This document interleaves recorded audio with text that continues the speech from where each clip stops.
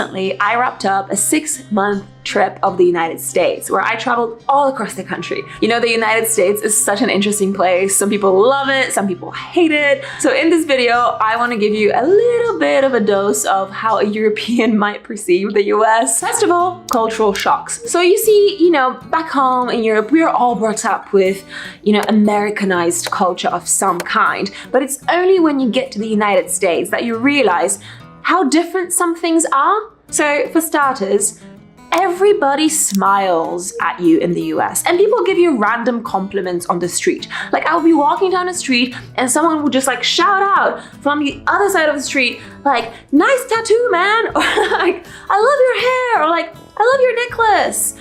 People are so nice. I love that about the US. Another cultural shock that I experienced are the cars. All the infrastructure is centered around cars. So, you know, in Europe, it would be really easy to like take a bus or a train somewhere.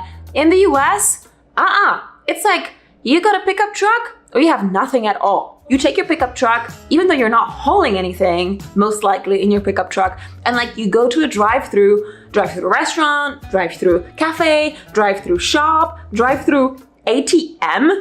I swear there's probably not a single drive-through ATM in all of Europe. The point is, it is a very car-centric culture. So without a car, it's kind of hard to get around, which is a major inconvenience if you don't drive.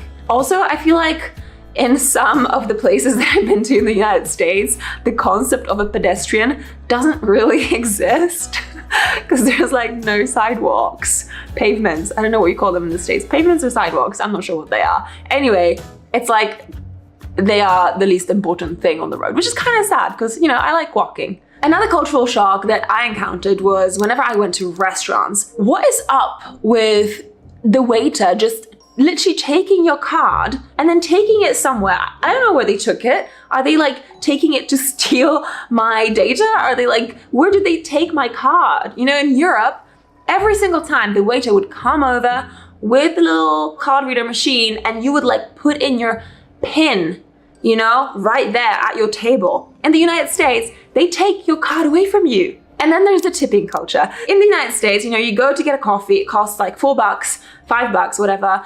And then you're taking it away, but you're still expected to give a tip. And it's not just any tip, it's like 20%, 25%. Those are like the little options that they give you on the little iPad. You know, and if you tap like 10% or 15%, that means you're cheap. And that just makes you feel really terrible, like an awful human being. So you end up tipping 25%. We don't have that in Europe. In some countries in Europe, you don't even tip because I guess waiters are paid an appropriate living wage, so they don't actually need to rely on tips, unlike in the US. In some countries in Europe, you do tip a little bit, like 10% maybe, if the service is really excellent, but in a lot of places, you just wouldn't. So that was a really interesting difference. Not only are the prices in the United States generally higher, but you also have to add that extra for tipping.